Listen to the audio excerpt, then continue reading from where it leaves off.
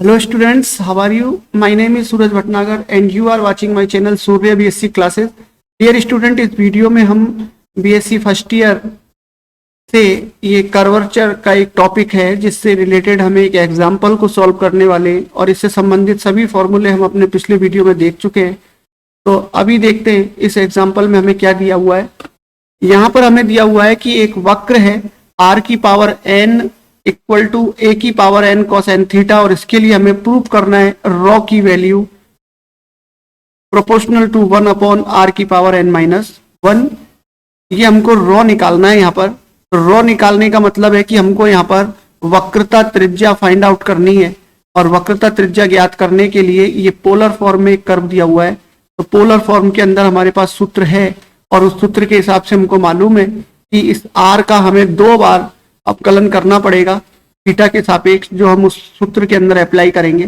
देखिए r की power n equal to a की power n cos n theta.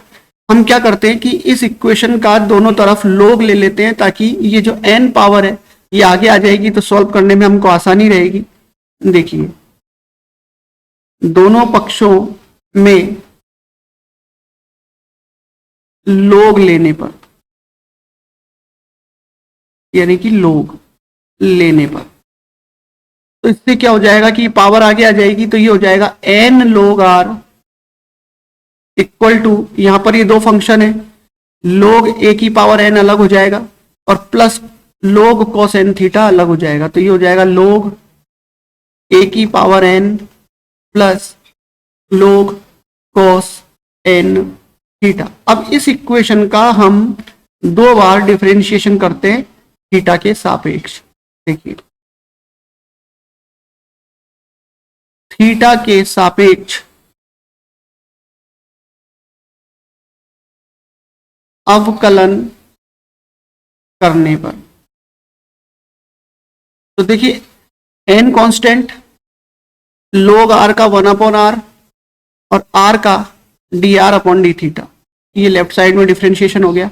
log a की power n का 0 हो जाएगा और यहाँ पर cos n थीटा को अगर हम थीटा मानते हैं तो 1 अपॉन cos n थीटा और cos n थीटा का डिफरेंशिएशन जब करेंगे तो माइनस का n साइन n थीटा आएगा। तो देखिए दोनों तरफ से n से n कैंसिल हो जाएगा और ये अब हमारे पास आ जाएगा dr अपॉन डी थीटा की वैल्यू। यहाँ से r जो अपॉन में यहाँ पर लिखा हुआ है इसका क्रॉस मल्टीप्लाई करेंगे तो माइनस का r n n थीटा इस जगह पर आ जाएगा। इसको हम इक्वेशन नंबर 1 मान लेते हैं और दोबारा जब इसका अपकलन करेंगे तो d2r upon d theta square तो लेफ्ट साइड में हो जाएगा।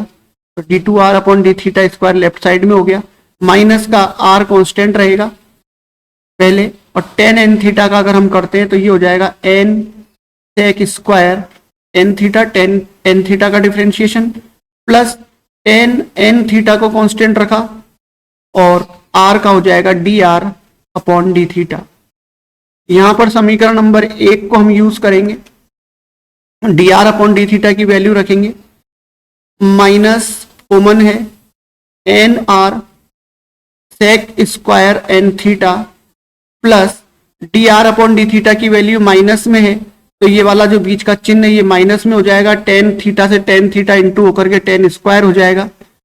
तो हमारे पास अब रह जाएगी equation r tan square n theta. ये इक्वेशन नंबर हमने 2 ले ली। अब यहाँ पर हम जब 2 बार डिफरेंशिएशन कर चुके हैं तो ध्रुवीय रूप के अंदर वक्रता त्रिज्या का फॉर्मूला हम यहाँ पर लिख लेते हैं। तो हमें मालूम है ρ इक्वल टू होता है r square plus dr upon d theta का वर्ग की पावर 3/2 और अपॉन के अंदर आ जाएगा r square plus 2 dr upon d theta का वर्ग माइनस का r d2r upon d theta square. इसके अंदर हम मान रखते हैं, ये फॉर्मूला है हमारे पास पोलर फॉर्म में, तो इसके अंदर समीकरण नंबर 1 और 2 से मान रखेंगे। समीकरण 1 और 2 से तो देखिए अब आर स्क्वायर ऐसा कैसे ही रहने देते हैं, dr अपॉन डी थीटा का मान माइनस r tan थीटा है तो उसका यहाँ पर वर्ग करेंगे तो वो हो जाएगा r square tan square n theta minus का निशान प्लस हो जाएगा वर्क करने पर, और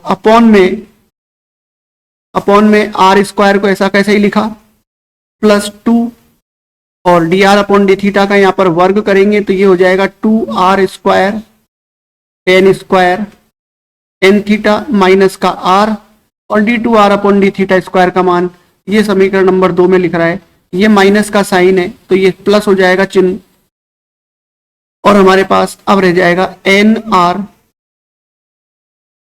सेक square n theta minus r n square n theta. अब इसको हम आगे सॉल्व करते हैं, केवल इसको सॉल्व करना है और जो हमें सिद्ध करने को दिया हुआ है वो इसी से ही लाना है।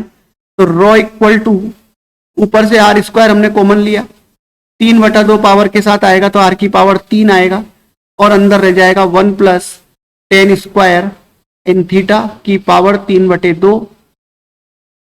अपॉन में से हमें दिख रहा है सब जगह से, अंदर से इसमें से आर बाहर आकर के आर स्क्वायर हो जाएगा तो आर स्क्वायर कॉमन आएगा तीनों टर्म में से। तो आर स्क्वायर को अगर हम कॉमन ले लेते हैं तो यहाँ से हमारे पास 1 बचेगा, यहाँ से 2 टेन स्क्वायर एन थीटा बचेगा प्लस का 2 tan square n theta, plus यहाँ से एन सेक स्क्वायर थीटा बचेगा, n sec square n theta, और यहां से बचेगा माइनस का टेन स्क्वायर एन थीटा, तो माइनस का टेन स्क्वायर एन थीटा। इसको और सॉल्व करते हैं, आर की पावर 3 में से आर स्क्वायर कैंसिल होके आर रह गया, और फिर जो 1 प्लस टेन स्क्वायर है इसकी वैल्यू हमें मालूम है सेक स्क्वायर होती है, 1 plus tan square equal to sec square, तो सेक स्क्वायर की पावर 3/2 जब करेंगे तो सेक की पावर 3 हो जाएगी, सेक की पावर 3 एन थीटा।